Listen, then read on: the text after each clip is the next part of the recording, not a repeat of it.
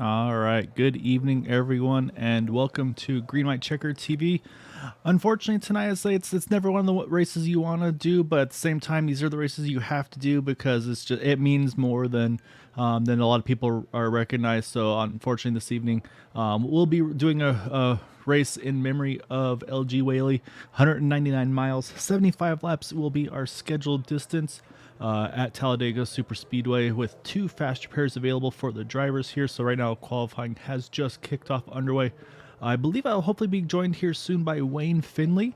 We'll be pulling some drivers in here and there throughout the broadcast, just kind of share their thoughts and memories with LG, who, like I mentioned, unfortunately passed away on December 29th. However, at a ripe old age of 85, so definitely a long filled life there, but obviously it doesn't kind of change much for the family. So definitely thinking of his wife and his kids and grandkids and so on and so forth. So wishing you all the best. Our thoughts and prayers are with you all at this difficult time, and hopefully if you're watching, hopefully it's a bit of a distraction. You can kind of enjoy this, and like I said, it shows. I mean, we have over 40 cars here this evening, so it just kind of shows how important LG was to the sim racing community, the super speedway community, and multiple iRacing leagues. So really want to appreciate them for all coming out, and like I said, he obviously meant a ton to so many. So really do appreciate that.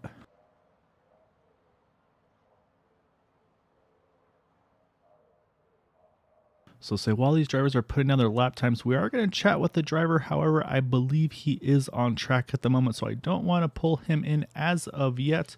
However, we'll kind of find him on the screen here, and that is going to be the 26 of Jason Beach, who right now you see making his laps right now here on the track. So he's going to be one of the first drivers we get a chance to talk to. That's what's fun again, as well as there's a lot of different drivers, a lot of different groups, leagues that have been a part of everything. So really want to thank all of them for taking part. And yeah, Maxwell, exactly right.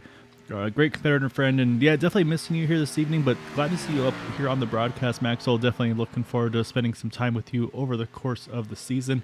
And yeah, so like I said, kind of get things going here over the season, and saying, like I said, there's really no better way for us to do this than to kind of have that fun with the racing with all of our drivers here tonight.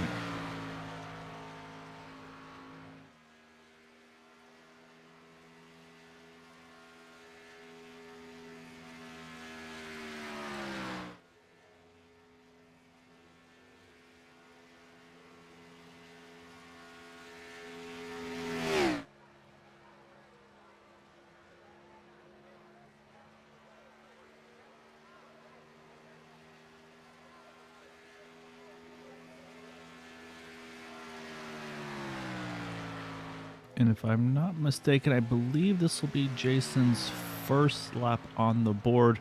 So I believe there's going to be a second lap around. So hopefully we'll be able to pull him in after the second one. We'll kind of wait and see. Like I said, I don't want to pull him in midst of like mid-lap, but you can see they're pulling down to the apron. So that's usually the telltale sign that he has finished up his laps for the evening. So let's go ahead and try to get him drawn up here.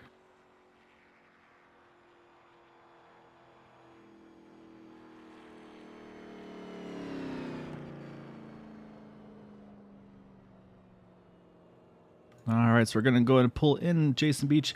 Say it was having chat with some of your teammates, and it was one of those drawing straws to who's going to be the one to kind of chat about things tonight. And say, I guess you could say you drew the short straw, but sounds like you were your vote on your group there, the one who might be able to kind of speak the most of kind of who LG was and what he meant to you guys and part of your crew. So I'll let you introduce yourself, and then the floor is yours, sir.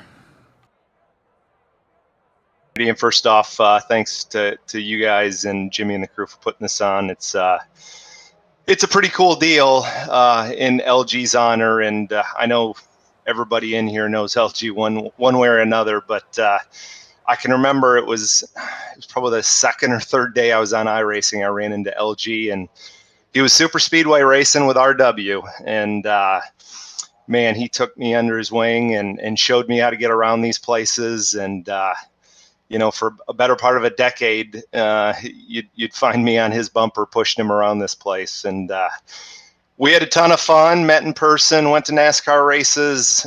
He was super good to my kids. We got to spend a lot of time with him, and he was just a super warm, caring person. He'd do anything for you. And we're not just going to miss him on a racetrack. We're going to miss him in life too. So, but appreciate you guys doing this. It'll be a lot of fun. Yes, and I think you hit it spot on there. And I mean, you can tell too, as it looks like we have over 50 drivers taking part in tonight's event. So, going to be a crowded house tonight with that. So I would say, is this one of those ones where, like, do you kind of plan things out a little differently for the race at this point, or do you just kind of, it's one of those things where it's like, hey, we're doing this for fun, maybe we back it down a little bit, or you think just drivers are going to kind of, once helmet goes on and the green flag flies, it's going to be kind of business as usual? Well, I'm going to do it just like 99 showed me, which is get up on the wheel, go to the outside, and try to go to the front. Have some fun with it. So we'll see. Well, we look forward to seeing it. Looks like gridding just about finishing up, so we'll let you get on track. So good luck tonight, Jason. We'll be definitely keeping an eye on you tonight. Yeah, I appreciate it.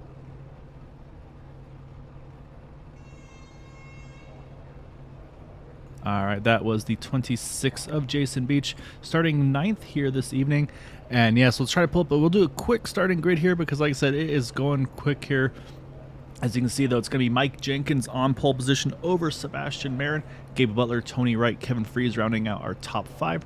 Then you got Jimmy Crow Jr., Cody Nagels, John Garrett, Jason Beach, Paul Witt, our top 10. Raymond Rittenauer and Michael Hauser are top 12. As you see, the field's just about to start rolling off here. You got Dude Conrad, Patrick Groover, Les Levy, Seth Groover, Jackson Holbrook, David Overstreet, Rick Seabrand, Rick McKinney, Gary Slapinski, Hunter Reynolds, Larry Boyle, Charles Johnson. As the field is starting to roll here, so we'll go ahead and we'll keep running through the field here, though, so you can see where your favorite drivers are starting this evening. But this is going to be an interesting thing to add on to this, though, is the fact that there will be there's going to be some shared pit stalls here because I believe this is set up for 40 pit stalls. So right now you see pit stall number 40, JD Crow. So that may put Doyle Lawrence up into the first pit stall. So having to share with Mike Jenkins on pole position. So the drivers are going to have to be kind of making sure they don't step on each other's toes getting in and out of pit road. But you can see as we go down, you still have 48 cars, but there's still more to come all the way down to the 52nd position of Robert Rock. So 52 cars here. And I can confirm it looks like 49 of which are on the track. We just chatted with Jason Beach. Unfortunately, looks like he may be starting from the pits here. Maybe a strategy, or maybe unfortunately, I may have stolen too much on the radio time there. And as he's on pit road here, and then also James Mohan and Robert Rock as well, starting possibly on pit road. So right now, it looks like guaranteed 50 cars taking the grid here this evening. It's going to be up front, though. Will be led off here by that number 90 of Mike Jenkins. Sebastian Marin to his outside.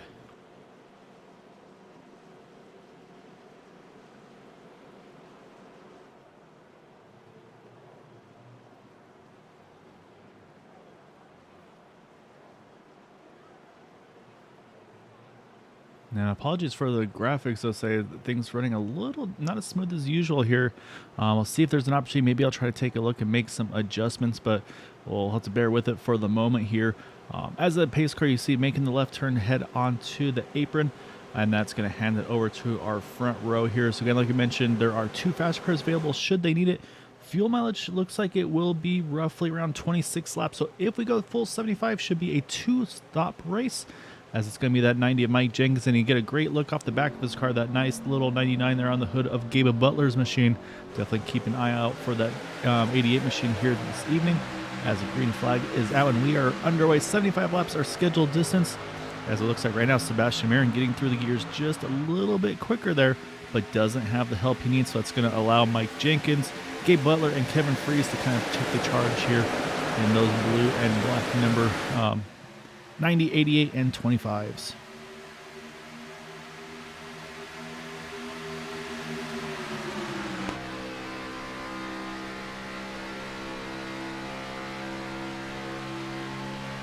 Right off the bat there, you see Gabe locked onto the back of Mike Jenkins. Second line starting to make that little bit of a charge like we are used to seeing here. That's Sebastian Marin leading that outside line there. Behind him, I believe, is the 21 machine of Tony Wright in that Motorcraft machine. And that's what you're going to see here. You're going to see a lot of kind of movers and shakers. I can confirm that the 26 machine of Jason Beach is on track. The 7 of James Mohan's on track as well. So that's 51 drivers here taking part in tonight's event. Again, just a massive field here tonight. And like I said in the chat there, yeah, it kind of shows you what kind of an impact LG made on iRacing and the community itself as well. So, yeah, just really, really cool to see. And yeah, definitely good evening too. Like I said, David Overstreet chatted with us a little earlier. Muff over here as well. Matt Wagner, good to see all of you. Maxwell, yeah, I appreciate all of you guys popping on and joining us. And yeah, for those that aren't familiar with Green White Checkered TV, primarily broadcast the Area 51 Racing League. However, like I said, wanted to be a part of this one tonight. Got the opportunity, and I couldn't pass up the opportunity to be able to kind of spend some time. And again, for what LG's done to Super Speedway Racing, got to talk to some drivers like the 88 of Gabe Butler, and basically said it was, to him, it's LG who really kind of pushed the team Super Speedway Racing. Like, that's where he felt like that's where it really came out of, is from LG. So another neat thing to mention as well is a lot of these leagues here that are a part of it actually retired that number 99 of LG's. So really, really, again, just kind of who he is in respect to the leagues and everything. So just really great respect for these guys.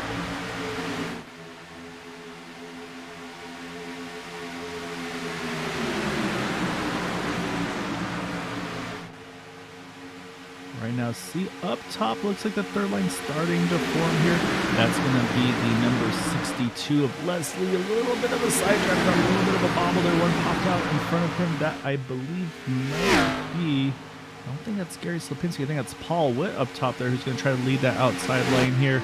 And indeed, it is on board with Paul Witt in that number 429. You see the 49 of Jackson Holbrook to his middle, and then the 87 of Raymond Rittenauer there as well. Right now, the momentum hasn't quite pushed up front there, but you can see it's not for the lack of effort. Les Levy all over the back of that car. Just haven't been able to get the momentum built up as of yet.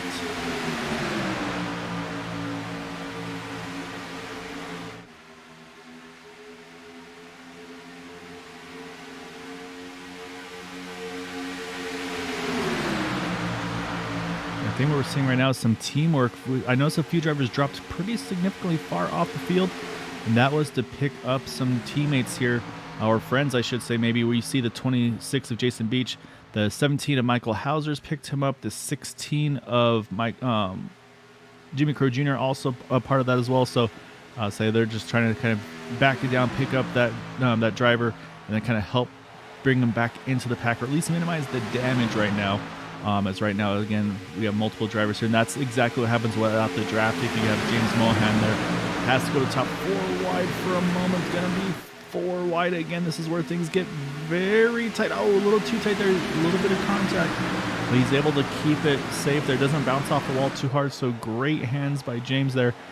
Yeah, so you can do 3 wide, no problem here. 4 lane gets a little bit tight, but a great job by James to hang on to it there. Has a little bit of damage, but it shouldn't be too worse for wear here. Now just got to try to find a spot to pick up the draft and kind of tuck in line as he's right now.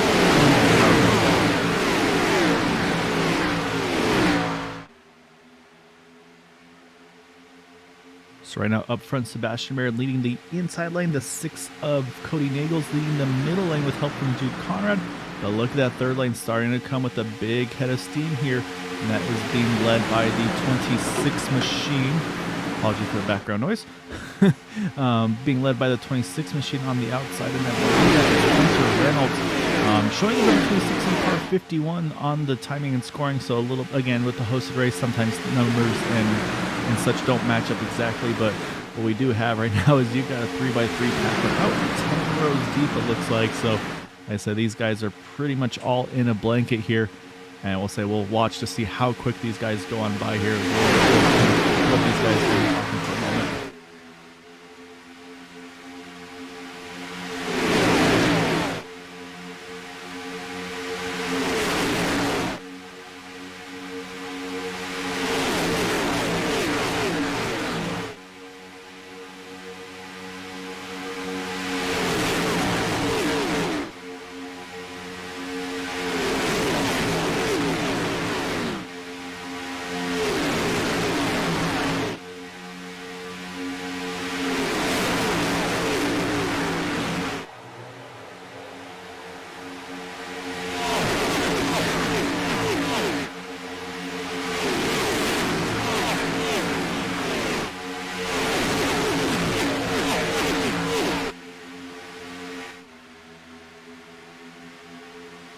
right now you still see Sebastian Marin leading. Now Hunter Reynolds, he's the inside line there in that number 26 machine.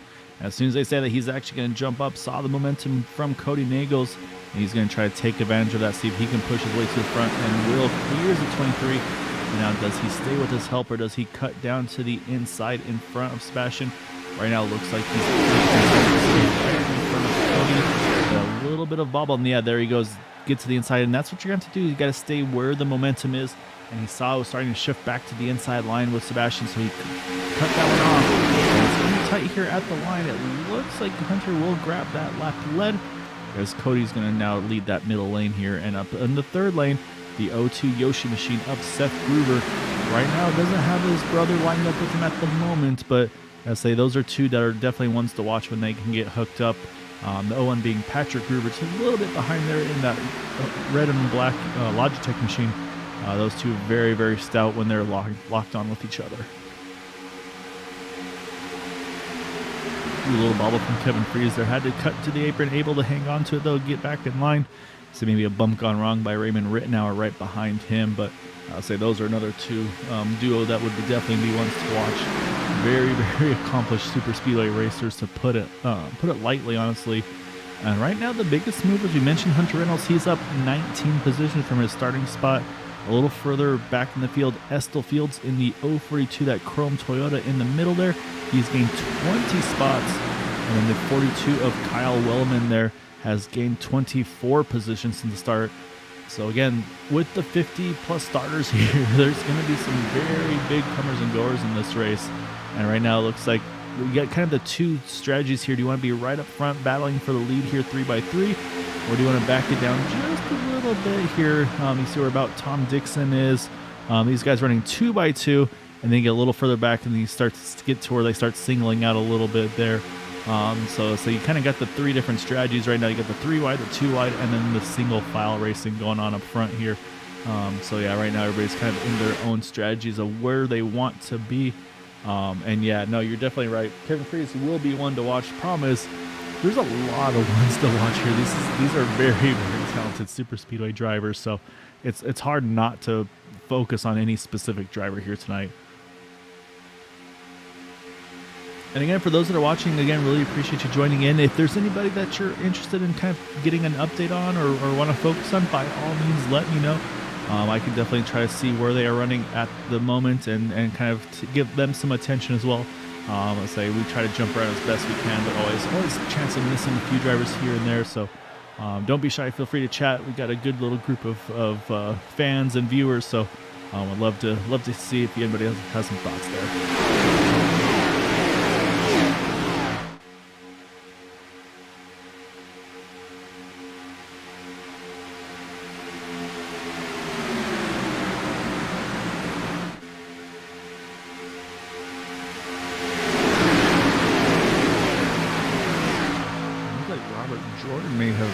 Lost the main group here. Not sure if something happened to Robert, because he is just about fallen off the pack here. May have just backed off a little bit too much, and the problem is it doesn't take much to fall out of the pack. So unfortunately for him, he's going to have some work to do to try to get back up there, and he's going to need some help. And the other thing we mentioned was fuel mileage. I was hearing roughly about 26 laps, depending on how aggressive you were being, which again makes this a 2-stop race under green flag conditions. Has a little bobble from Dude Conrad there, but what that will do, though, is always a big potential splitting the field up. And, of course, that's when you got to really start to make your strategies. You might see some drivers save fuel right now. Try to make that number here, what you're looking for. And, yeah, so, Kevin, for you, not too far to look for your son there in the 6 of Cody Nagels. Right up front there in that 6 Camaro. Leaving that middle lane, getting up front here early and often. Doing what we expect Cody to be doing for pretty much week in and week out. And actually, Matt, that's a great point. With so many cars, again, there will be shared pit stalls. So if there's a chance, you might enter the pits and the car that's sharing a pit stall might be in the same spot as you. You might be literally kind of driving inside a car that is sitting in the stall that you need to be in. So yeah, it's just going to add to the confusion, add to the chaos a little bit tonight, which so it just adds that little bit extra, but a little bit of excitement, possibly a little bit of frustration for the drivers as well.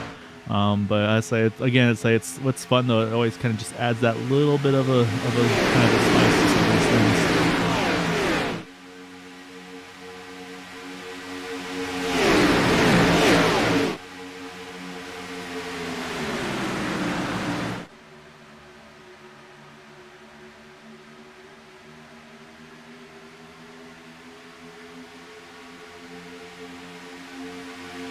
Right now, Cody up front leading the way there. But again, as soon as I say that 26 jumps to the outside, Hunter Reynolds, he definitely enjoys being aggressive, trying to get to the front there. And yeah, I'd say definitely hoping to hear from Wayne Finley. Haven't seen him in the broadcast as of yet. So I'm definitely trying to keep an eye out for him in our Discord because, yeah, I'd say he was hoping to get in the booth here with me. So yeah, so I'll definitely, as soon as I see him, I'll definitely be bringing him on board. Unfortunately, haven't found him as of yet. Hopefully, no hardware issues or anything like that, though.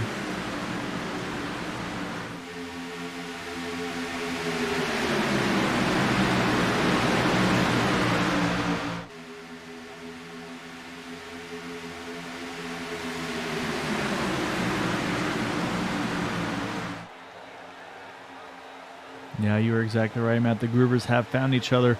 However, I was going to say the problem is they got a car in front of them, but they said, that's no matter. I'm going to the third lane there. So let's actually hop on board with Seth here, who is trying to push his brother to the front. And let's watch, see if they can make their way to the front. We talked about when these two are together, they are very, very tough to be able to compete against. And they're showing as usual once again here this evening as Seth pushing brother Patrick to the front here. And you see right there already Patrick able to nose ahead here. He takes the point here. But now, does he have enough momentum to get his brother clear of the 6 as well? So far, the answer to that is no. He stays committed to that third lane. So that's going to be the question at some point in this race. At someone who might be leading the outside line might say, hey, I love your push, but I got to get down because if I don't, I'm not going to be able to get back down to that middle or bottom lane before pit stop. So at some point, that brotherly love may go a little bit selfish and get that sibling rivalry, if you will, possibly.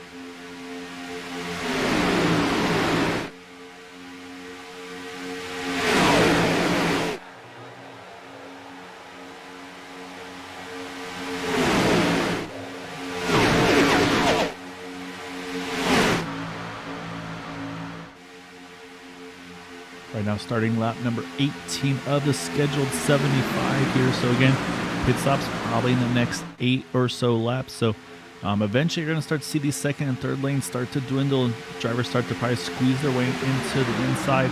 The question is going to be, again, what do the drivers do? Are there going to be some holes opened up to let some of these guys that need to get down get in? Or are they going to say, hey, let's fill these gaps and make them have to back it down to be able to fit in the field here? But the next thing to talk about is fuel strategies. There's been a lot of drivers just kind of cruising on the inside line for a long time right now. I look at the 21 of Tony Wright. We mentioned him a little earlier in that Motorcraft machine. The 90, Mike Jenkins right there as well. Gabe Butler right there as well. The 9 of Charles Johnson in that mix. Kevin Freeze. These guys have probably been doing a lot of fuel savings, unlike these guys that have been really pushing and trying to lead this field here, like the 26, like the 6, like the 01. They probably will have to pit a little bit sooner. These guys that are on the inside line just saving kind of mid-pack, an extra lap or two, and that could play into their advantage to have a little bit of a less busy pit road in this next 6 or 7 laps here.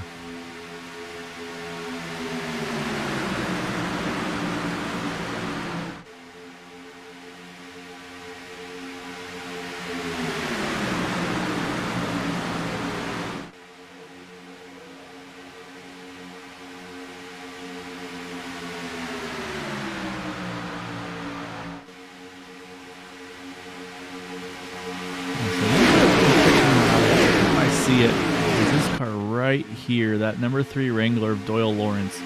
That car, it's such a simple scheme, but it just works so well. I mean, of course, it's an iconic piece.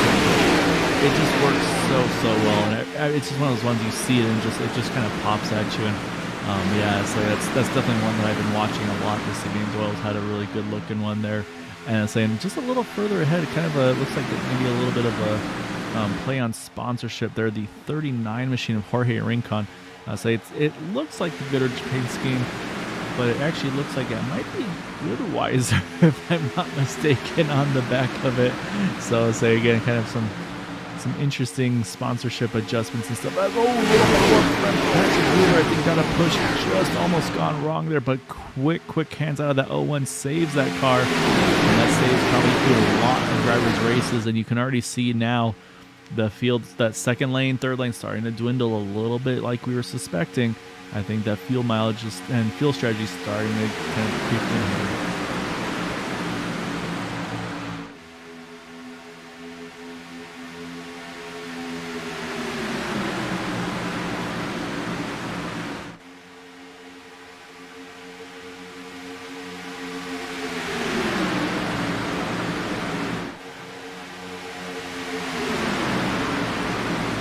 Yeah, good evening, Karen. Good to have you over here. What we kind of had a suspicion that if the boys are racing, you'd be popping in at some point. So glad to have you here watching and supporting them. And they're doing what they do best right now, being up front, contending for this one. But again, still a long ways to go here in this race right now, starting lap 22 of 75. So we'll see right now. I'll say pit stop's not too far away here. That's going to be the big turning point, I feel like, in this race. As once again, you see Patrick just about clears, but still not quite enough.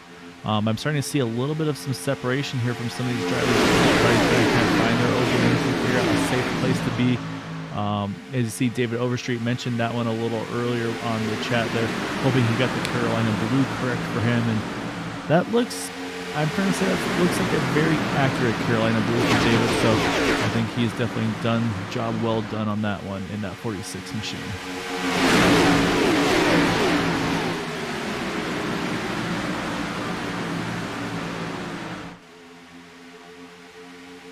Yeah, you're exactly right, Bradley. These guys have been doing a really good job 3x3 for as long as they have, still staying in it here and still staying clean and green, which probably a little bit to the dismay of some of those drivers. Unfortunately, like when we interviewed at the beginning there, Jason Beach is probably needing a yellow because he'd like to get back in the thick of this thing.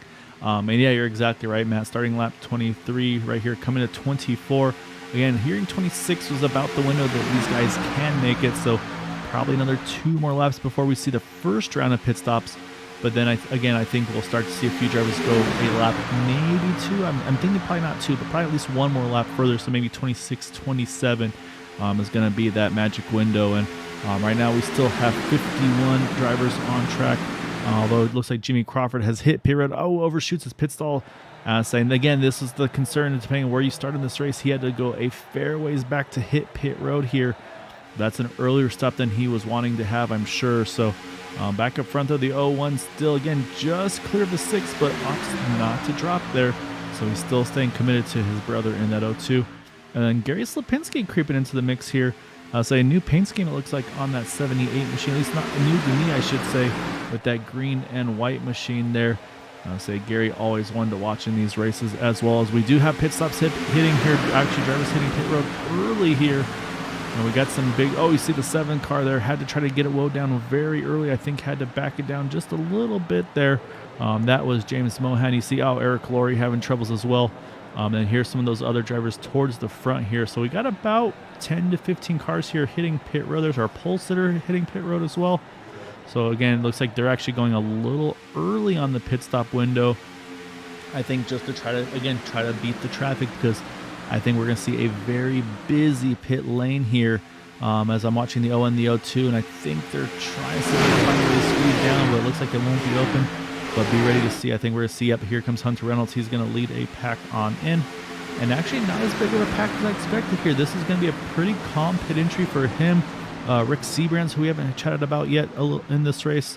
And then right behind him, Jorge Rincon, we just talked about a moment ago. Kevin LaChance right there. Larry Boyle, Rick McKinney, Mike Rimkus, and then Michael Mayu as well. And you can again see the first pit stall has to be really quick on the draw to hit pit road there. We go back up front now to Sebastian Marin, who's now leading this field. And like I said, has definitely started single file out here.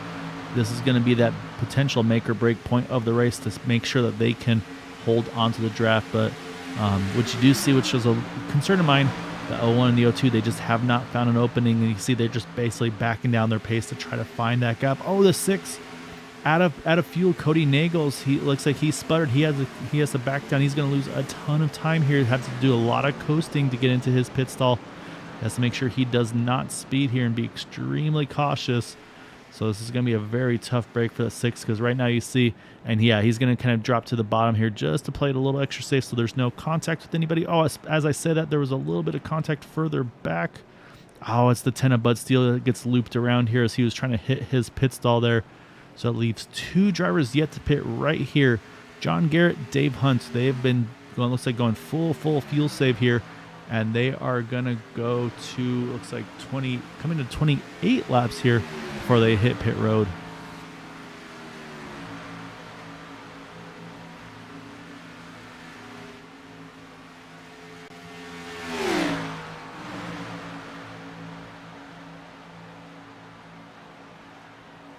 All right, so here they come onto pit road, and I think actually it looks like Kyle Wellman, maybe one more that had yet to hit pit road on the 42. But it looks like once it all cycles out, at the moment, it's going to be Sebastian Marin leading this field out of pit road. But he's got to build up speed quickly, because here comes those guys that pitted early. And it's going to be led by Gabe Butler, being pushed by Kevin Fries, Charles Johnson, Raymond Rittenauer, and Mike Jenkins. That early pit stop looks like it has definitely paid dividends, and this field will most definitely start to get split up here.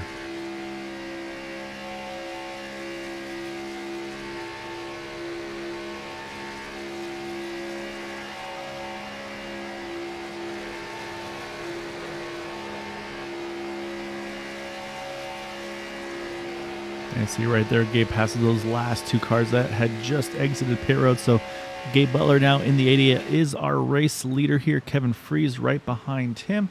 Then like I say, you got the 9 of Charles Johnson, Raymond Rittenauer right there. So right now we have an 11 car breakaway here. It's the number 19 of Kevin Chance going to try to tag onto the back of these guys and hold on, because if you look out the back there, that's how far back he's going to have to go until you get to the 12th position of Jorge Rincon. But you can see it looks like they're pretty well ordered here. So this is going to be the time where we want to start looking at lap times. That's going to be the telltale right now to see how close these packs start to get hooked up together. So right now watching Gabe here as he's going to come across the line here to start lap number 28. Apologies, 29. He ran a 49.70. Hunter Reynolds ran a 49.20, and Jorge Rincon actually was a 50.29. So again, about a half a second slower than Gabe. So right now that gap is stretching out the wrong way for these guys. And this pack is a pretty much solid group here. You go from 12 to about, looks like 32nd right now. And then you got a couple drivers just off the back there. Jimmy Reynolds is one just trying to tag on. Michael Howlett, Bob Fitzgerald, and Sean Stevens trying to tag back onto those guys as well. And then unfortunately there's another batch of cars that have just completely lost the group here. So right now we got about 36 drivers that are in the main part of the pack, and then it starts to really spread out there. But we'll see at the lap times if they kind of pick up or slow down as these leaders are starting to get a little bit more aggressive. But still, the lap times are definitely showing in the positive for now Sebastian Marin and Hunter Reynolds now leading this front pack.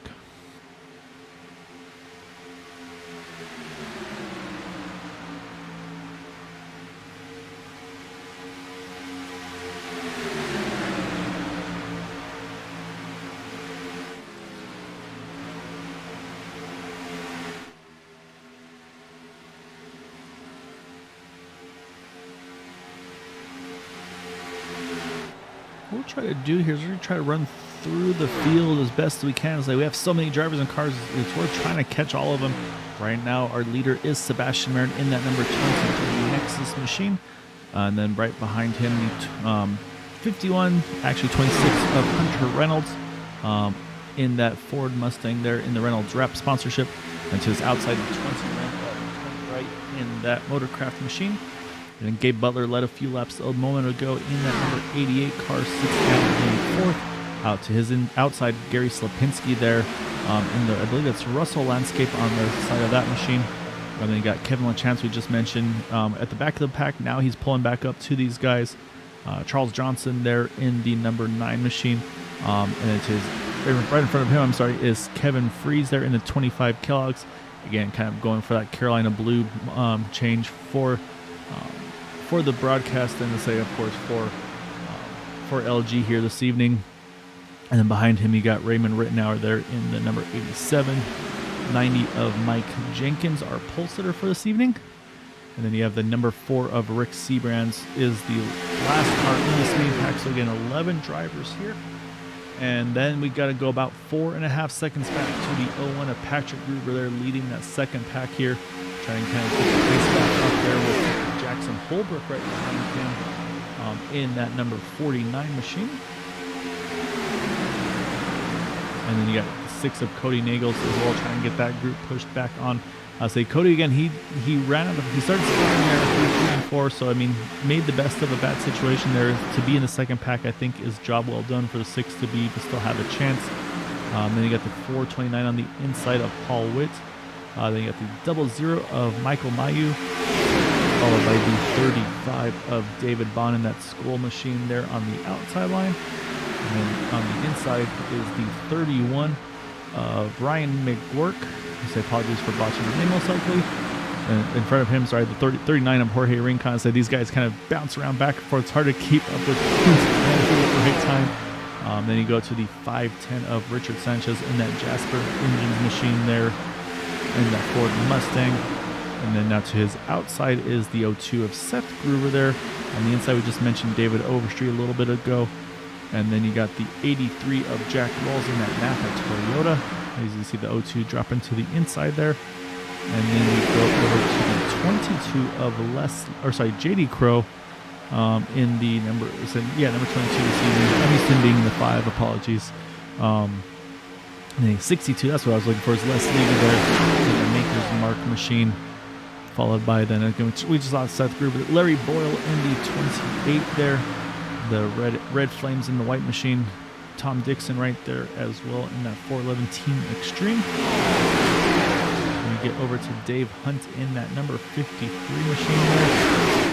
Right now, +5 from where he started. 66 to his outside John Garrett.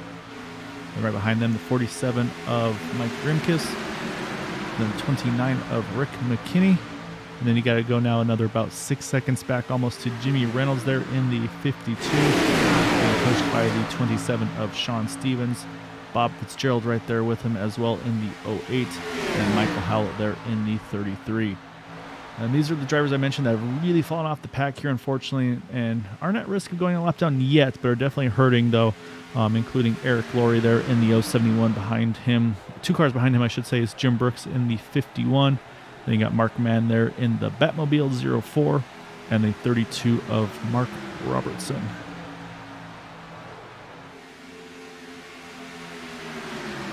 These drivers, though, are kind of, you can see there's the field, the leaders behind them. These guys are definitely at risk of going a lap down. Michael Hauser, we mentioned a little earlier. I don't know if it's going to be commentator's curse or not, but that 26 of Jason Beach possibly missed the grid. And say, if so, I'm going to take blame for that one. Sits in 40 seconds, had a great qualifying run, but started from the pits. And then you got the 042 of Estill Fields, Jimmy Crow Jr. there. So some of those guys dropped back to pick him up just so he wasn't driving off on his own. And then you got the number 3 of Doyle Lawrence there sitting in the 45th position. And then we get some of those drivers who are now indeed a lap down. And James Mohan, the 7, is the furthest up of those who is 1 lap down. Then you got Kyle Wellman in that second pack there in the 42 machine. Jimmy Crawford in the 84. Robert Jordan as well in the 74 is a lap down. And then we saw Bud Steele's issues getting spun on pit road. Unfortunately, that did put him a lap down as well. And it looks like while we're running through the field, it looks like at some point Dude Conrad may have stepped away. So fortunately, it looks like Dude Conrad in the pits here. And probably not over for that number 8 machine.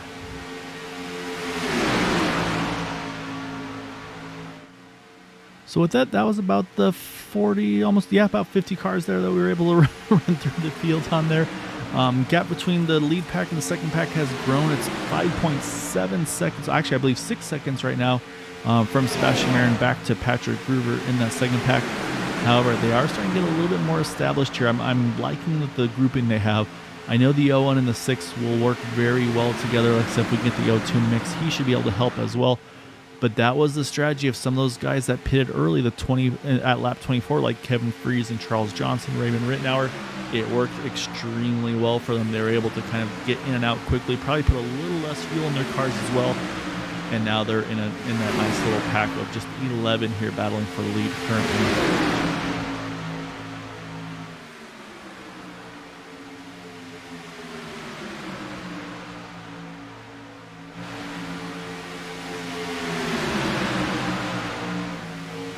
So again, if we starting to think about numbers here, the next question is going to be, when do we expect to see some of these drivers hitting pit road? Right now we are on lap 38, coming to 39 of 75. And again, we talked about being a 3-stop race. So again, hearing about 25 to 26, saw some hit 24. So to me, that means, again, that window probably going to be right around lap, I would say 48 to 52 would most likely be the window we see most drivers in. But I think in this case, we'll probably see him closer to the 50 mark, just to make sure that you definitely do not want to have to do any fuel savings on your final fuel run. So I expect to see these guys make this one the long fuel run, and then back it down, and then not have to back it down, I'm sorry, on the final fuel run of this race. The big question mark, the big wrench to see, though, that could be thrown into this race, though, is, again, there are green-white checkered attempts in this race. So if there's a late yellow, there's a potential that some of those drivers that maybe said, you know what, I'm just gonna cut it close and make it to schedule my fuel to the checkered, they might have to come in and take a splash of fuel at the very end if there's a caution. Those maybe go a little longer on fuel, make sure they fill it to the brim. They might stay out, they might gain a lot of track position that way. So it just all depends on how this race plays out. Right now, we definitely have been clean and green, and the field has definitely spread themselves out with that top 11 in this main pack. But the thing is, I mean, it's super speed racing. Everything can change at just the blink of an eye. At some point, some group probably, like I said, realistically, the second pack is probably going to start to get a little bit too aggressive, trying to push each other and try to get back to the front, try to close that gap to the leaders. That's usually where the trouble starts to form. So that's kind of where I'd be setting my eye on. Not a knock on any of these guys, but that's kind of the nature of the beast of super speeder racing. Eventually aggression just gets a little bit better part of valor, if you will, and mistakes happen. So it's nothing malicious, just drivers trying to do a little bit too much to try to close that gap to the guys up front. The other thing that's happening is you see right here, they have caught that pack. We mentioned the 26 of Jason Beach. So he's now his job is to try to push that 17 of Michael Hauser as hard as he can, because if we do get a yellow, if the 17 stays in front of the 23 of Sebastian Marin, he would still stand the lead lap, and that would promote the 26 car to be the lucky dog and get his wave around. So right now the 17 is the 26's best friend if he can keep him pushed ahead of that 23 of Sebastian Marin, our current race leader.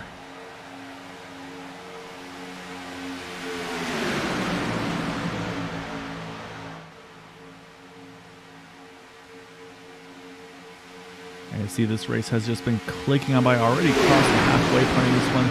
42 of 75, 34 left to go in it. And again, right now, there's right there, like I said, the 17 able to just get a nose ahead there around Sebastian Marin. Sebastian now gets a great push, though, out of turn 2. Easily is going to clear, and I think this time we'll probably see him tuck down with Hunter Reynolds, I'm sorry. And sure enough, that's exactly what we see happen there. So that's going to now allow Tony Wright to lead the outside lane with Gary Slipinski right behind him. But again, I don't expect to see these lap cars roll over here. I think if they get the opportunity to, they're going to want to try to fight and battle a little bit more. They'll try to jump up top to that second or possibly even third lane and try to see if they can unlap themselves the hard way. So we'll keep an eye on that. But the other thing too is the pace did slow a little bit during that kind of the battling, as the gap between the leaders and the second pack has definitely shrunk just a little bit. Patrick, Seth, Gruber actually they're running some stout lap times right now. Last time by about 2 to 3 tenths quicker than the leader, so they're doing everything they can here to try to get back to the front. As you see now, it's going to be Tony Wright pushing his way to try to get to the front here in that Motorcraft machine.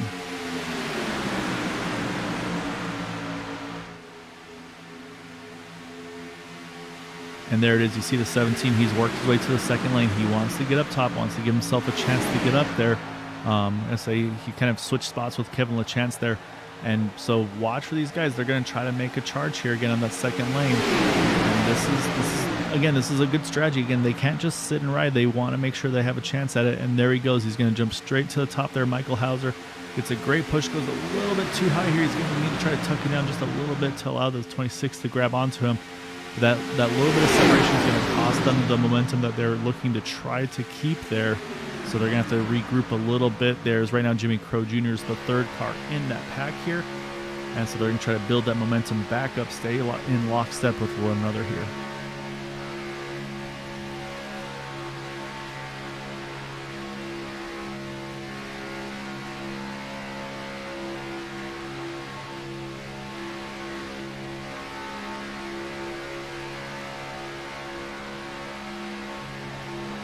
And you see the momentum just hasn't really kind of come to fruition there. And yeah, you can see the 17. He's going to tuck in, steal a little bit of draft, and then yeah, immediately jumps right back up top again for Michael Hauser. He's going to try to see if he can do it, but just right now just doesn't have the momentum that he's needing to try to see if he can charge his way through. The impressive part to me is though they still are staying kind of committed to working with each other here. A lot of times you'll see the second or third lap car say, you know what, I'm going to go to a different lane and see if I can be the first one a lap down. So these guys are staying pretty committed to each other. And that's, again, kind of the teamwork and everything that you expect to see in these races. And saying again, this all just kind of comes back around to LG. Talking with some of the drivers before the race, they had mentioned that basically the team aspect of super speedway racing, a lot of that they feel like came from LG with iRacing and kind of the league form that we have here at some of the leagues with Area 51, with SSK, with the Old Sparks Racing League. So it's really cool to see, again, like everything that they kind of picked up and learned on from him, like Jason had mentioned earlier, it's showing as we speak. I say it wasn't obviously what the 26 wanted, but he had some of his teams say, you know what, we're going to grab back, we're going to pick him up, and we're going to do this as a team and try to get ourselves the best result we can, and just hopefully the caution timings line up the way we need them to, which again, commentators curse here incoming, but these guys, again, over 50 cars starting this race here. We have gone 46 laps caution free in this thing, coming around to 47 now. 30 to go here, 29 at the line. Just very, very impressive by all these drivers. Just racing hard, but racing smart. And right now the big story of the race has been that pit stop has just really separated the field. Groover update, they are still in 12th and 13th, but they are lined up together trying to lead that second pack, and they have made steady ground, but again, it's unfortunate kind of slow sledding. It's maybe a tenth or so here and there. So it's going to take a lot. It's going to take a really big push and a really big just kind of gain, and probably a little bit of a mistake, honestly, from the second pack here. As I said, it was really close there between the 66 and the 411 there on the outside line. But I mean, they're doing everything they can to try to get up there and lead that charge back. Looking at the lap times, like I said, it was an 82, 83 for Patrick and Seth to a 50 flat. So I mean, they are, like I said, they are just slightly quicker. But this is where things get dicey here, and you can see now that the 3x3 here probably slowing the pace down a little bit here, and that's going to be the same thing that Patrick and Seth are going to be hoping for.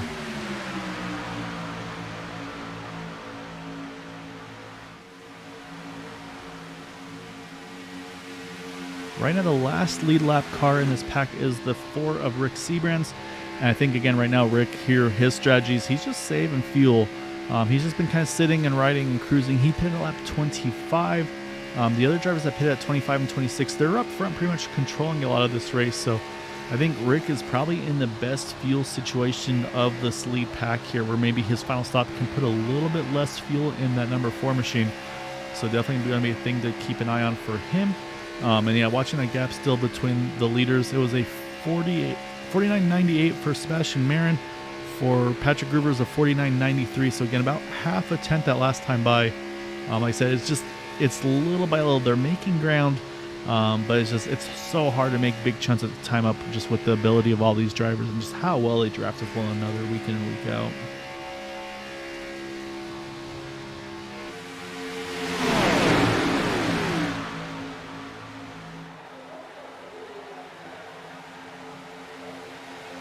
All right, this is an interesting strategy here. Kevin LaChance coming to 26 to go. The problem is he's coming in by himself. He saw Charles Johnson flinch there for a second. I think Charles thought about going with him, thought better of it, and I think that was the right choice because, like I said, that 18 car in by himself, that's definitely a nervous situation for me.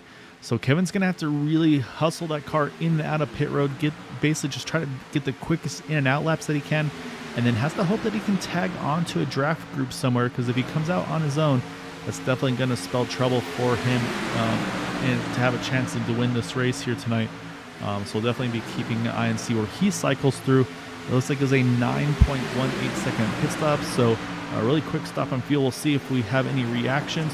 And yeah, here we go. I think I saw the 88 of Gabe Butler. I think he's starting to lead the field in. Oh, see a little bit of smoke. Oh, the 74 there facing the wrong way. It's going to squeeze everybody in pit road. But again, I think they all make it. Oh, the 7 again overshoots his pit stall just a little bit. He has to back it up a little bit. So again, here's these guys that pitted early last time. They pit just one lap later, coming to 25 to go. So again, a little bit smaller groups here though. As it's going to be Sebastian Marin leading the field here still to finish his pit stop cycle. So we'll see if he's going to react to these guys or if he's going to go a little further still.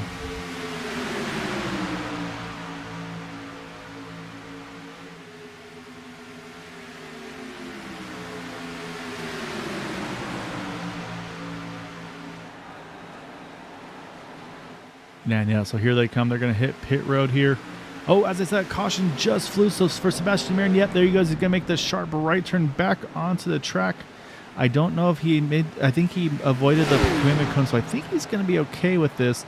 Now he's just got to hope he has the fuel, and then we're going to have to try to find where the yellow came. So this is the first yellow of the evening. And now the question mark is going to be kind of, who's going to be the beneficiary? Who's going to kind of get hurt from it? This is going to completely shake up the field here. So give me a moment. We're going to try to find where the issue happened. It looks like it may have been Richard Sanchez. We're going to keep an eye on him. He was in the 510 machine here. You can see him in that Jasper machine up on the outside lane.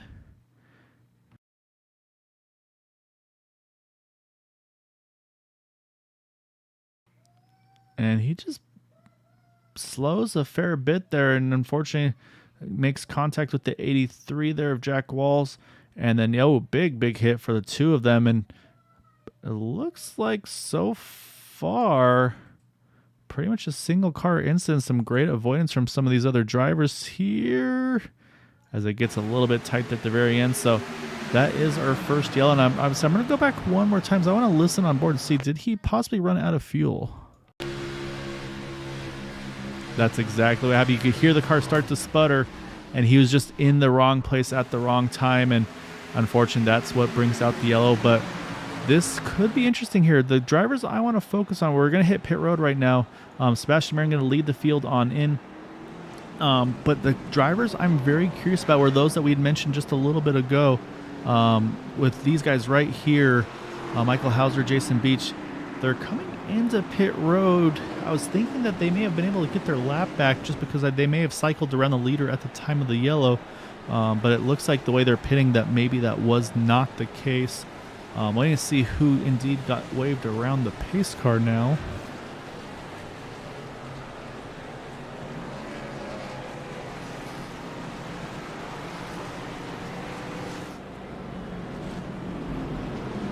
Everybody's trying to get kind of reorganized because, again, the timing of the yellow really shakes things up. And I'm watching the 51 here of Jim Brooks. Look like he's just, or sorry, the 30 car in this, but yeah, 51. I believe this may be our lucky dog driver here is Jim Brooks there. So he's going to get his lap back here. So yeah, just I think the break worked out really well for him. Unfortunately, we're going to have a few drivers again that I believe might be either at the tail end of the lead lap. So we're going to watch to see, because Gabe Butler is our current leader, it appears. But you see these cars right in front of him, the 27 of Sean Stevens, David Overstreet, and then Michael Mayu. I believe these 3 drivers will get the wave around to get back on the lead lap on the one to go. So, again, all's not lost for these guys as well.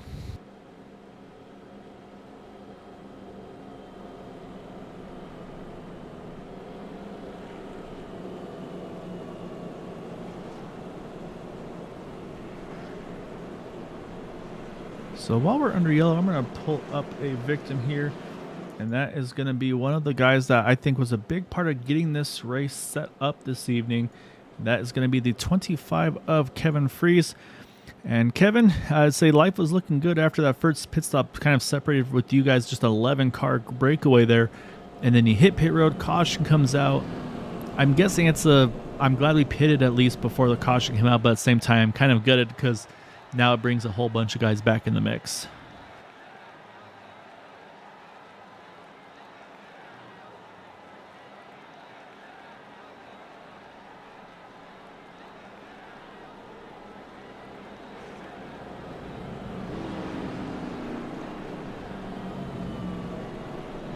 Yeah, I was gonna say now you don't get to do your favorite fuel mileage finishes or anything like that. It's just gonna be well, I wouldn't say a dash to the finish because there's still plenty of time left to go in this one.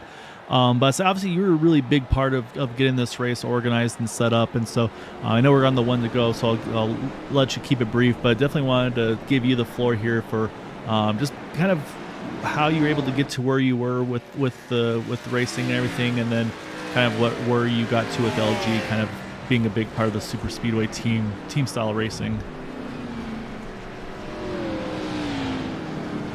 Races, and that's why I wanted to put this together, because that was one of the goals of mine, was to run with that Friday night bunch. And a lot of my teammates were in it for a while, but I had to earn my way in, prove that I was able to run with those guys. And it was some really tough competition between LG's team. You always knew they were going to be there, with Jason pushing especially, and yeah, the regulators. It was just a really fun group to run with, and I was hoping to get everybody back together on track, because we've all sort of gone different ways over the past year or so. So it was important to get everybody back together. You don't want these events to take place, but you can use them to get everybody back on track, having fun, enjoying themselves. Yeah, exactly. And unfortunately, a little bit of rookie mistakes on my end. Didn't have you live for part of the interview there. Had you for most of the second part of it, so apologies there, Kevin. But I know that's all lights right. are off, and we're gonna let you get back to it here, man. But good luck, have some fun, and yeah, it's like, so you guys have been gonna put on a great show. Like I said, over 50 drivers, and get to now 22 to go, and have the first yellow. So really impressive job. Oh yeah. Good luck the rest of the way, man. Thank you. I hope everybody's enjoying the show.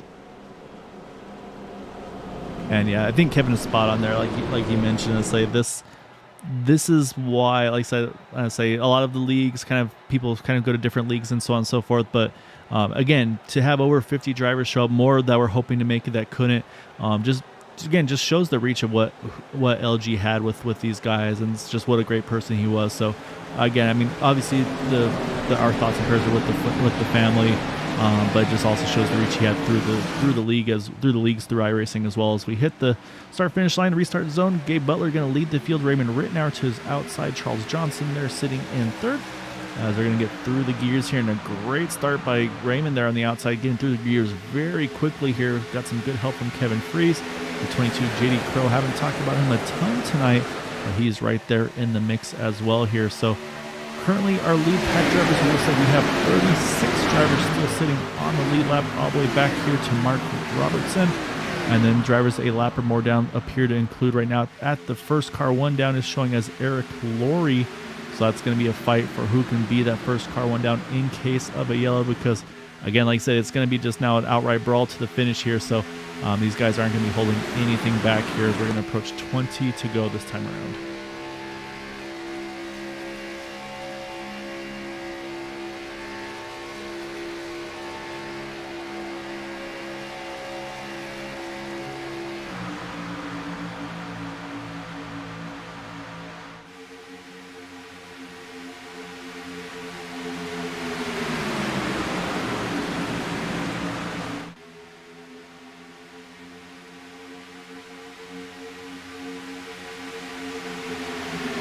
So you got third lane already forming with JD Crow leading Sebastian Marin, and on board now with Jackson Holbrook as that third car on the outside line.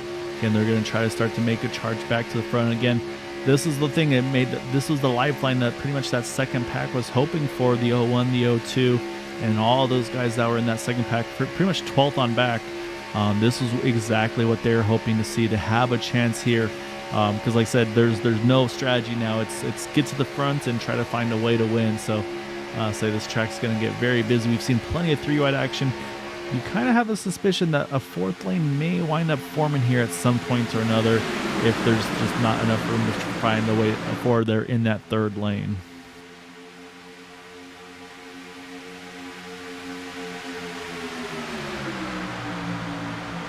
And saying for those looking for Seth and Patrick Gruber, they're down, well, one's down the inside line here, sitting just outside the top 10 in the 01.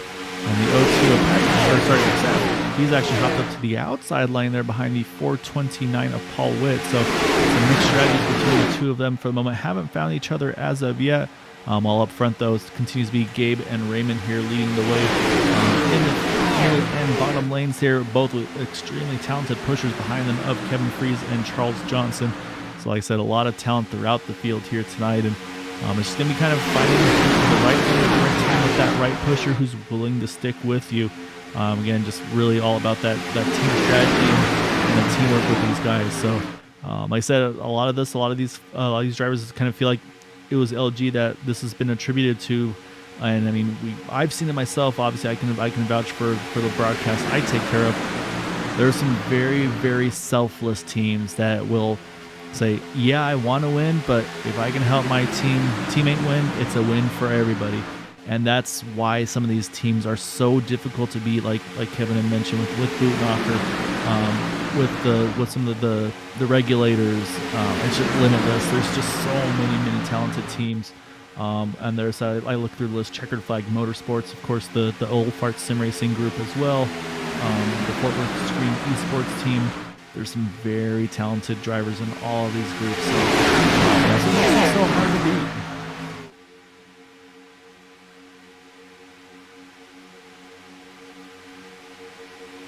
But right now, I say we've got a hornet's nest right now with these guys. You can see, I say that 3x3 is in full swing. And Matt, we're talking about how many rows deep it was before. It looks like I think we're probably about 12 rows deep safely, I would say, right now with these guys running 3x3 here. Got one coming onto pit road. I think, yeah, it is indeed Jack Wall's not a scheduled stop for him, unfortunately. In trouble for Jack there. David Bone as well, it appears, been on pit road as well. So, unfortunately, trying to lose a few more drivers here over the course of this race. But we're getting down to those 16 go 15 rounds. So, say we're getting to pretty much crunch time again. These guys all pitted around lap 50, 52. So, shouldn't be a concern. However, late yellow, if we get, again, so the way it works here in iRacing is if the white flag flies, at that point the race is official. It's pretty much within reason. Whoever gets to the finish line first will be scored the winner of the race. If there's a caution before they get to the white flag, I believe tonight there are 2 attempts of a green, white, checkered finish. And so then the question is, do they have enough fuel to go 79 laps instead of 75? So that's where things start to get very dicey on the strategy side of things. But right now, though, I look at the drivers up front leading these packs. Like I said, you've got Gabe Butler leading on the inside, you got Raymond now on the outside, and then you got the third lane right now of the 22 of JD Crow. But I have a sneaking suspicion if that there's an opening maybe by around that 4 of Rick Seabrand to 6 of Cody Nagels, watch you see one of those guys try to hop up in front of that 22 and see if they can maybe do the kind of being the push E, if you will, of that third lane.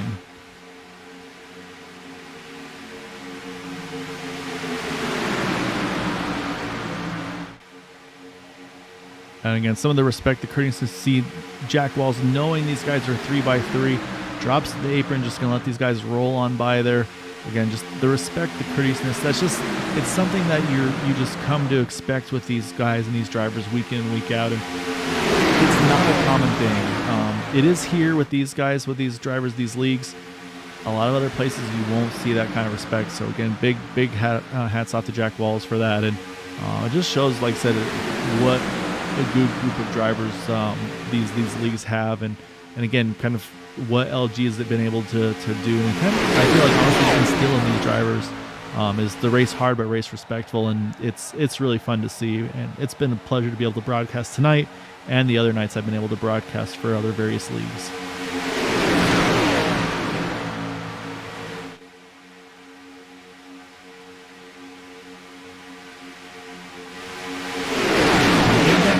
Here we got 13 to go. Matt, you've got your winner picks. You got the 25 Kevin Freeze. Dark Horse will be the 6 of Cody Nagels. If anybody else is watching, if you want to chat in here, feel free to kind of throw in your 2 cents of who maybe you think might be the winner or Dark Horse.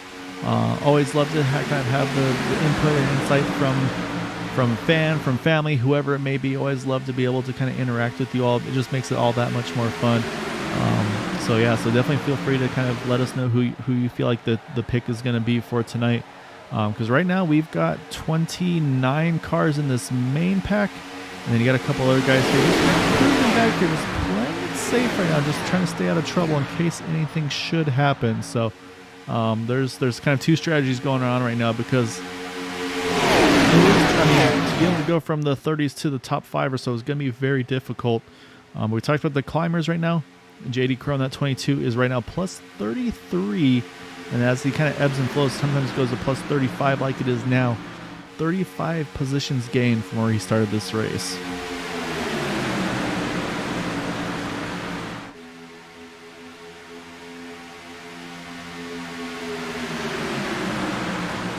I mean, I'd say Cody is in a very, very good spot here to have a chance to try to get after this one.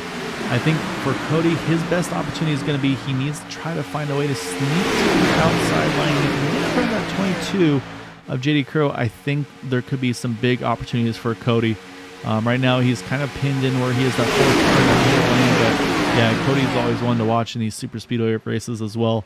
Very, very talented. Also, again, really good team player, teammate for a lot of these guys as well. So, just saw one. I think it was Jackson Holbrook. Just kissed the wall a little bit off of 2. Looks like no worse for wear. That's always one of those things that'll catch his driver's attention, though.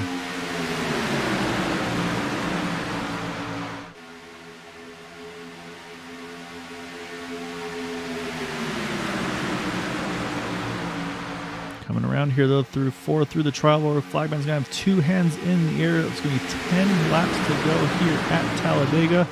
Right now, it's still between pretty much Rittenauer and Gabe Butler. But I'm starting to see that 3rd lane. You can see, again, it ebbs back just a little bit now.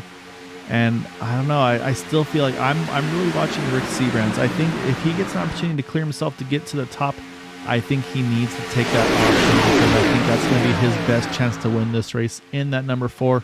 Right now, like I said, it's tight. Every so often it looks like the is clear. But then that hole squeezes once again as it kind of, again, the ebb and flow of these super speedway races, the way it goes. So, yeah, Garen, yeah, the caution potential is definitely very, very high. Again, they're going to start drafting harder, start squeezing each other more, and just everything ramps up that little bit towards the end of these races. So, that's definitely not a bad pick to predict a caution in these closing laps here, because we're getting down to single digits here. 9 laps to go here at Talladega.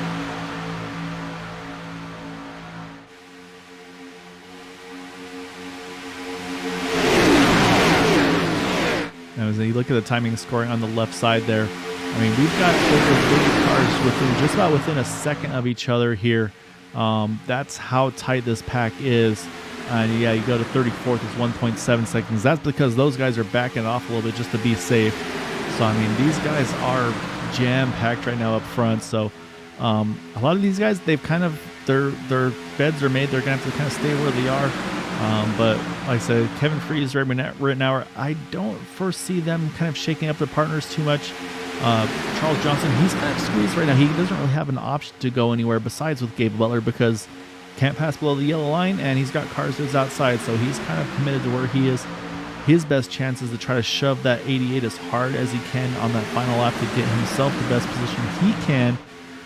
But yeah, again, though, these guys, they got to wait, watch the temperatures, make sure sure that they save enough temperature, oil, and water before they make that last lap or that last late push to the end.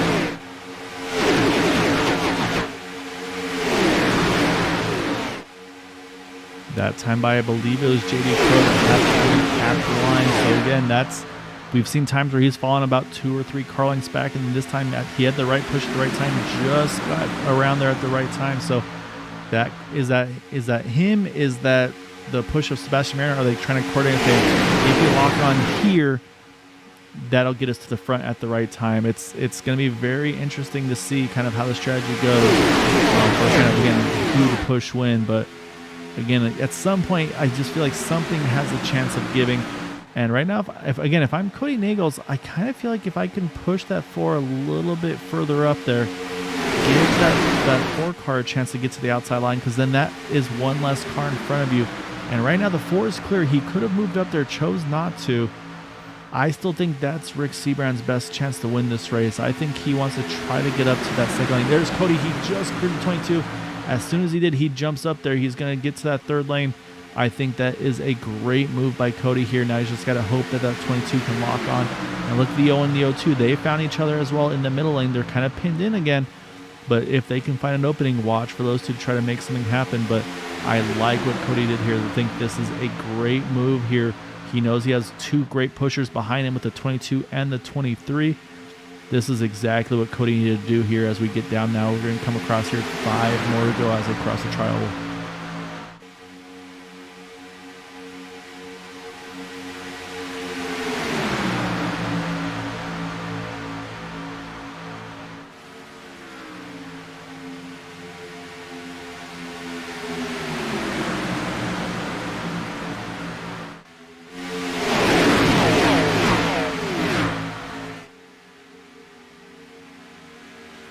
It's good to see you, Brian. Yeah, Raymond's, we haven't really talked about Raymond too much, but he's been, and saying that super speedway races, there's a lot of talk of which lane you want to be in. Do you want to be on the inside, the outside, the middle? And a lot of times I hear the second lane is the preferred lane because you can keep the inside pinned down, kind of slow down their exit momentum, get kind of that push off of 2 and 4. And then the third lane is just maybe a little bit too far back or too far out to the outside to kind of gain as much momentum. So that is a very, very valid point. As you see right there, 74 Robert Jordan again talked about the respect being given. He's going to jump straight to the inside line, let the leaders on by. So again, big shout out to these guys, just how respectful they are week in and week out with these races. And even in a special event like this, still just the respect that is being given is just really, really impressive to be seen. We talked about the ebb and flow. We saw the 6. He made a big charge, almost got to the front. Now he's fallen back about 2 or 3 car lengths, so he's going to try to build the momentum back up on that third lane with help from the 22 and the 23. Also have 49 there. Jason Holbrook is part of that mix, but I'm watching that 4. I still think Rick Seabrand's, if he wants to, he could have taken that opportunity. So maybe saving it for late if it's there, or staying committed to the 25. But we're getting down to almost contact there. You saw Rick slide up just a little bit. Wasn't clear when he moved. And unfortunately, that almost could have been terrible. Again, a little bobble from the 4 here. These guys are starting to try to react to each other. It's getting very dicey here as we got 3 to go.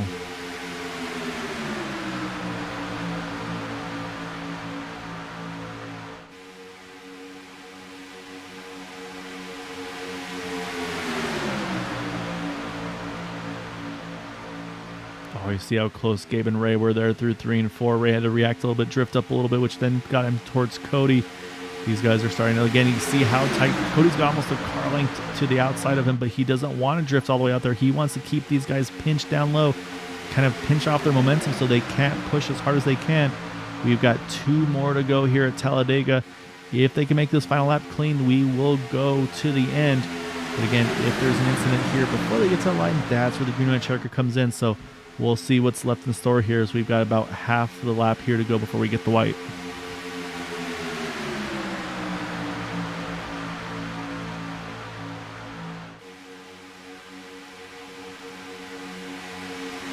It's pretty much a dead heat entering 3. Cody on the outside of Ray, on the outside of Gabe. They said they just got to get through 3 and 4 and then through the tri-oval, and this will be the dash to the finish. Can they hang on to it here? If so, we will finish this race under regulation. So right now it's Raymond and Gabe leading the inside line here, and it looks like there's the white coming out, and there the leaders taking the white.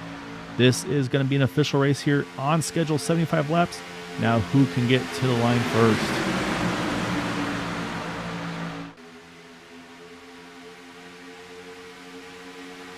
You see the 6, he's falling back a little bit on the third lane. He's going to need to get the big push that we were just talking about. And I see they're hooked up. They're in the 22 and the 6. They're going to get a big charge here coming out of 2. You see Gabe, he's falling off a little bit off of Charles's bumper. Now they're starting to regroup as well. A little bit of separation right now between the 6 and the 22. The 25 and the 87, they look locked on. But Gabe's making that shorter distance work. It's going to be a drag race off of 4 down the front stretch here as they hit the tri-oval for the final time. The 22 jumps to the outside. That's going to slow the third lane's momentum. I think this is going to be between the 88 and the 87. It's going to be the 87. Raymond Rittenauer getting the win here tonight over Gabe Butler, over Kevin Freeze, Charles Johnson, Rick Seabrands. Going to wind out our top 5 as we had some cars up and over there at the finish line. It is a parking lot there as mid-pack on back. It was a huge one. But we'll go back. We'll take a look at that as well, and we'll watch the move to try to win this race here, as it was tight between Raymond and Gabe here. So you see the 22. He jumps to the outside, trying to get the best results he can. That's going to slow the inside momentums down a little bit. And then you're going to see a little further back will be where the contact occurs, and where everything gets a little bit wild there. But yeah, Raymond Rittenauer is saying, oh, there's contact. The 02 looks like he got into the side of... can't tell what car that is. You see Les Levy going off to the inside there, catches the cone, and then come to the line right there is our finish here. So I try to get a better angle of it here for us all. There's, yeah, you can see Raymond by almost half a car length easily cleared of the rest of the field there. Then Kevin Freeze bringing home. And then behind them, you see the 04 actually just about to get some contact to his left side. They go up and around. And then it's pretty much everybody behind him just trying to find their way through here at the end. A little bit of chaos there at the end, and that's kind of expected at these races. But great job by these guys. Again, over 50 drivers, 75 laps, Talladega, 1 caution. Just big shout out to all the drivers here tonight. Exactly right, Karen. Just a great job by all these guys. Really clean, and. Yeah, Bradley, a great pushing all night by Kevin Freeze and Raymond Rittenauer, and that definitely made a big difference there at the end. So before we chat with our drivers, let's pull up our final results for the evening. As it is Raymond Rittenauer by 300ths over Gabe Butler, Kevin Freeze, Charles Johnson, Rick Seabrands. We mentioned our top 5. And look at 6th and 7th there. Cody Nagels, Mike Jenkins, pretty much identical for that 6th position there. Minus 167 off of the leaders. Then 0.02 of a second between Sebastian Mayer and Patrick Gruber. John Garrett rounding out our top 10 there. And then you got JD Crow, Dave Hunt, Jackson Holbrook, Mark Mann, Paul Witt rounding out our top 15. Then going to Noel Coers, Hunter Reynolds, Les Levy in 18th. Continuing on, you got Tony Wright, Seth Groover, top 20. Then Michael Mayu, Tom Dixon, Estel Fields, Mike Rimkus, Gary Slapinski, Kevin LaChance, David Overstreet, Sean Stevens. And then again, 29th, 30th, Rick McKinney, Jimmy Reynolds, Jim Brooks, Larry Boyle, Michael Howlett, and Mark Robertson are lead lap finishers. And then from 35th on back, a lap or more down, you got Richard Sanchez there, Jimmy Crow Jr., Eric Lurie, Kyle Wellman.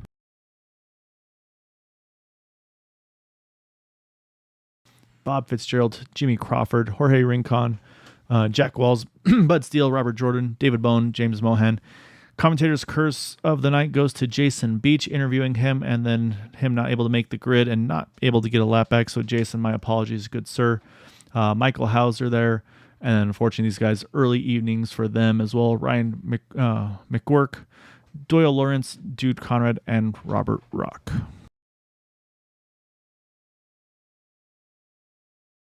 So with that, let's go find some drivers here to chat with. Here are our top 3. And we're going to kick it off. Let's say we had a chance to chat with him a little earlier.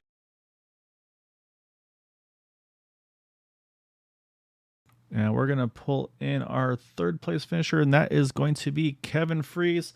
And Kevin, you got some pretty high praise right off the bat on the YouTube chat from Bradley Green, saying basically you are the reason why Raymond's able to win this race with just how well you two are locked on, pushing each other.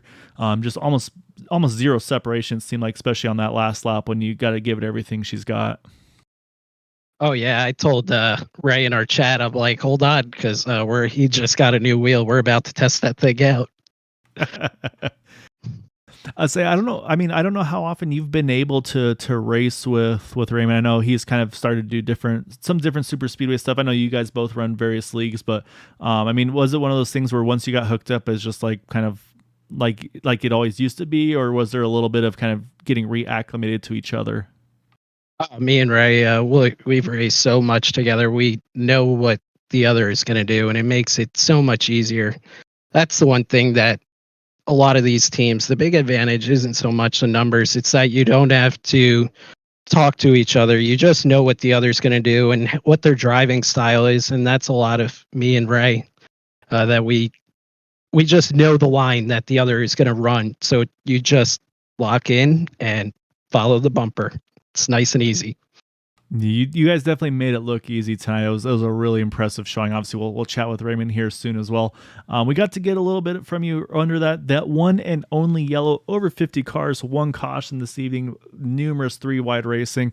I mean, it's just, I mean, I don't know a better way of putting it, but saying, and JD kind of nailed it, where it's basically tonight is a fitting tribute to LG.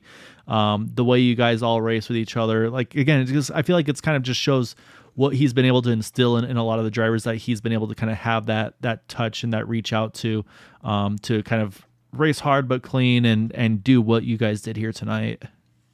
Yeah, that's a huge thing. He's racing hard and clean, and I think it also shows that he kept good drivers around him and wanted them to run with him in his leagues, and always put on competitive racing where you knew the person would run you tight, but you weren't in danger at any point. And that, as long as you can trust the people next to you, like at one point, Cody was really tight on our side, but you knew that nobody right there was going to do anything that would cause the whole pack to wreck out. Like, we're aware of it, but it's a huge trust thing. And he kept drivers. You had to earn your way into his league in Old Farts. And I mean, tonight is proof. You have that many cars on track and you're able to only have 1 yellow. It's pretty impressive. Yeah, I mean, you guys put on a great show this evening. It was a lot of fun to watch and be a part of as well. So definitely appreciate you reaching out to me to be able to kind of share this with all of you guys as well. So before we let you kind of go and debrief and kind of spend some time with your friends and teammates there, definitely want to give you the floor here for any final thoughts. Yeah, thank you for being willing to put on this broadcast for us. Not a whole lot of advance notice, so I really, really appreciate it. Thank you to all the drivers who took their time out tonight, missed their other league races, whatever they had, to come out and run with us.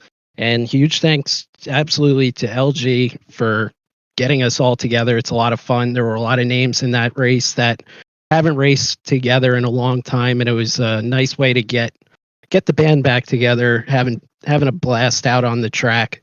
And my thoughts and prayers go out to his family. It's a tough time, and I just hope they're doing okay.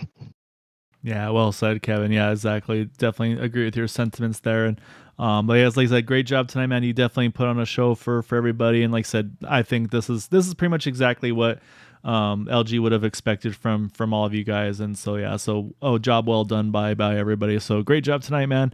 Look forward to chatting with you in the future. Yep, thank you, and I hope everybody enjoys their night. All right, so that is our 3rd place finisher there, Kevin Fries. Now we got to jump over to our runner-up tonight in the number 88 with the number 99 on the hood of Gabe Butler. Gabe, I mean, we got to talk to Kevin some during the caution flag. I mean, I know I talked to you a little bit, and you're the one that actually kind of told me, like, really the kind of the team super speedway stuff, like that really for you kind of came from LG. And I mean, it shows, I mean, because you guys are so good at what you do. I mean, you've said it every time we have a chance to interview you in your mini top 3 interviews, where basically you wouldn't be where you are without all your teammates. And I mean, how do you attribute that, where, like, again, tonight you have all your teammates pretty much all around you, good friends as well, with Charles locked on behind you, doing something that you feel like is kind of a big part of what LG kind of instilled in all of you guys? It seemed like it kind of came full circle tonight.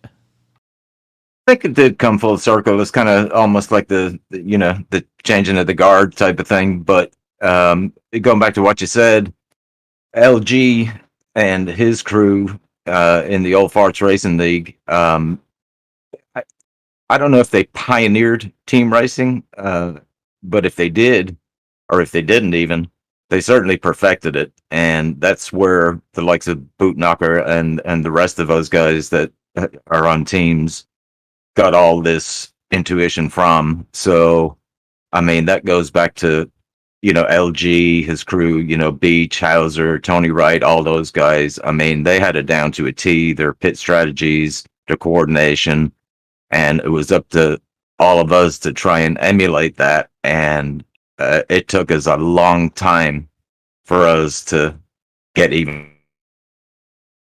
to the level. So if LG did anything for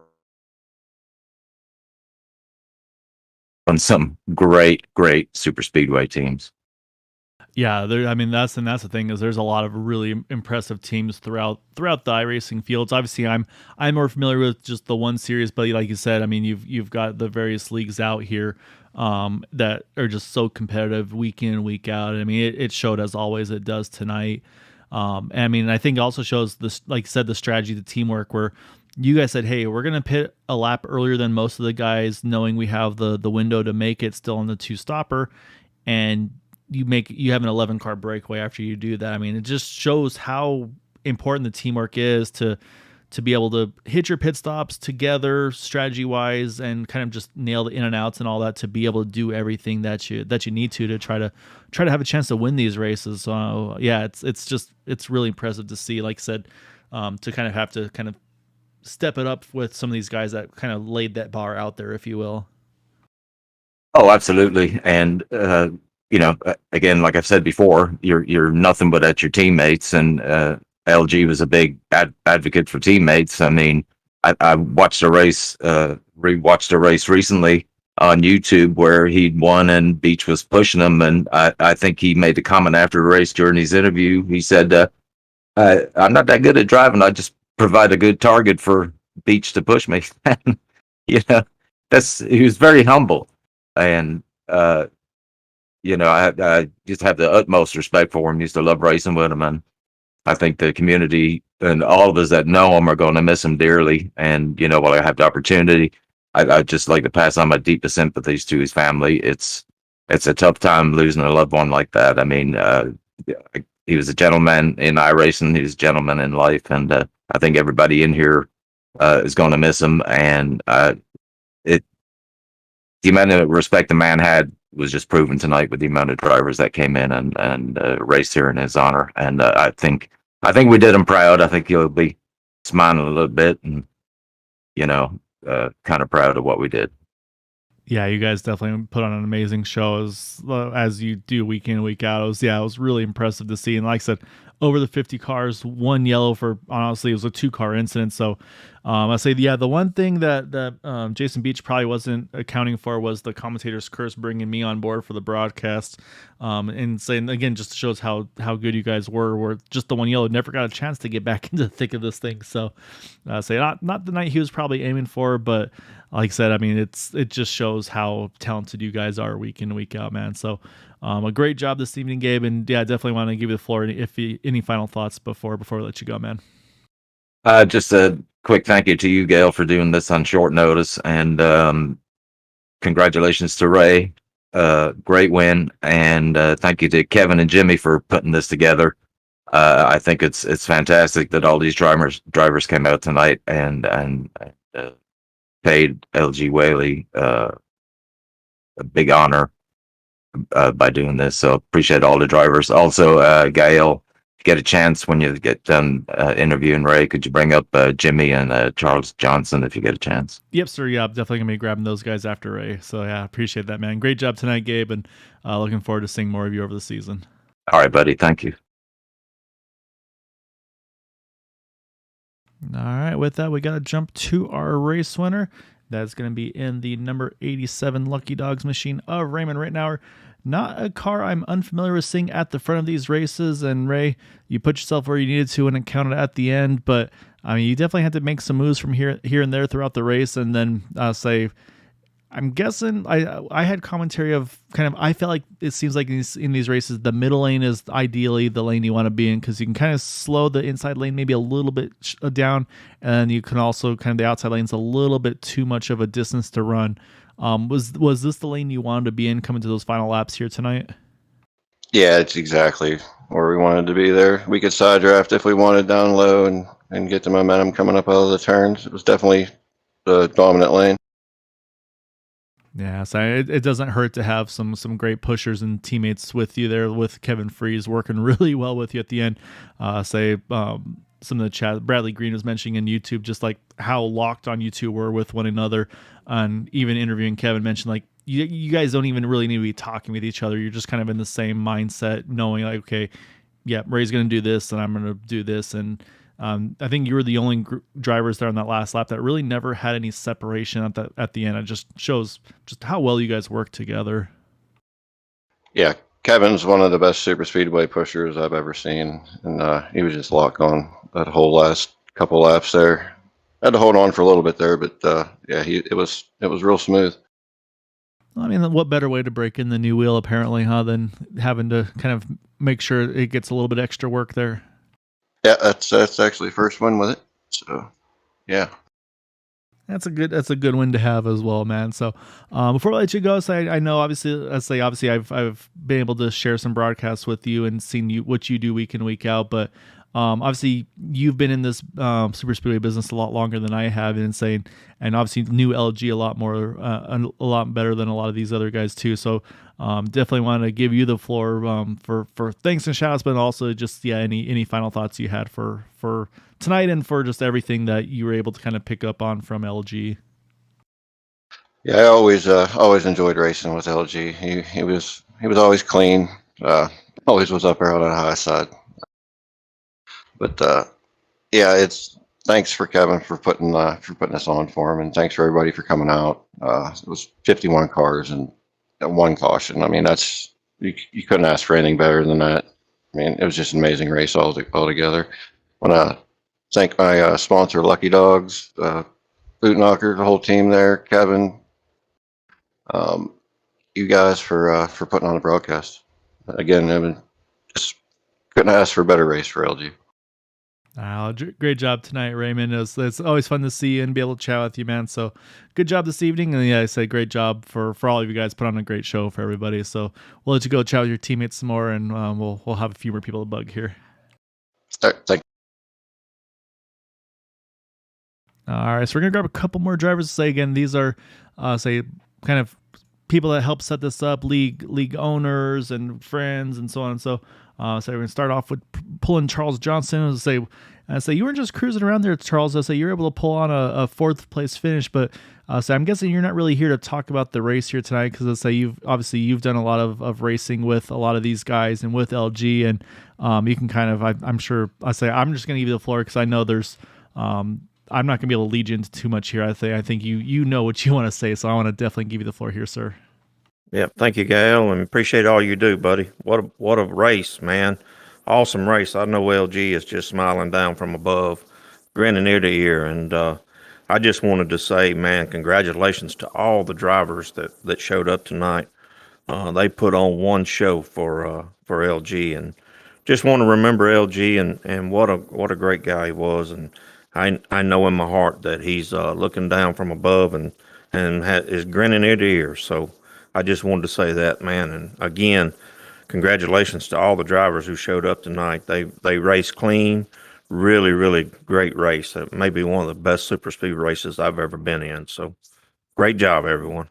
Yeah, definitely second you there, Charles. I mean, I don't think any of us can count on one hand how many 50-plus car speedway races we've had with one yellow, and just how clean it was all race long. So I definitely echo your sentiments there, man. It was a great job, and I mean, again, it just shows kind of what everybody's kind of been able to pick up on and learn, and just what a great group of drivers that LG was able to kind of surround himself with.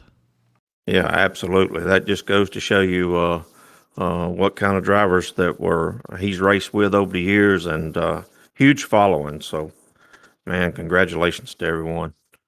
Yeah, great job. Oh, sorry, go ahead, Charles. I just want to say thank you to everyone who came out and watched the race. You got the opportunity to see one of the best super speed races on iRacing that I've been involved with, for sure. Really good race. Yeah, I appreciate your words, Charles, and yeah, definitely agree with you. And it was fun watching you. So you're right up there in the thick of it, and it was a lot of fun. And definitely look to see more of you over the course of the year as well. But yeah, enjoy this one, man, and we'll chat again soon, I'm sure. You bet, guy. Appreciate you, my friend. All right, so we're gonna chat with one last driver here, and that is going to be the driver that really was a big part of setting this all up tonight. And that is Jimmy Crow Jr. Say he was also a big part of getting this all along. And Jimmy, we talked about the selflessness of team racing a lot of times, and you kind of showed the epitome of it tonight, because I was kind of joking a little bit earlier where some of these drivers like Jason Beach, we know the talent that he has, but he's never met the commentator's curse like that I'm able to bring with Green White Checkered. But then we saw you and one of your teammates basically just give up your race to go pick up and try to see if you can maybe help your guys' chances of getting him and everybody back into the lead pack there at the end, to have a chance at the race. Unfortunately, it didn't come to fruition for a good reason. The race is really clean, just the one yellow. But I mean, how do you describe that, where it's just like, you know what, I'm not even worried about my race. I want to try to see if I can help out a friend and a teammate. First off, Guy, I want to say that was the greatest race I ever been on my whole life on iRacing. I really, really appreciate the effort the drivers made tonight. That performance for Mr. LG was amazing. Going back there and getting Jason Beach, we didn't hesitate. That's the way LG and his 6 shooters and his team have always been. One goes to the back, they all go to the back. That's just how they roll. And that's how, they taught me to be a team player.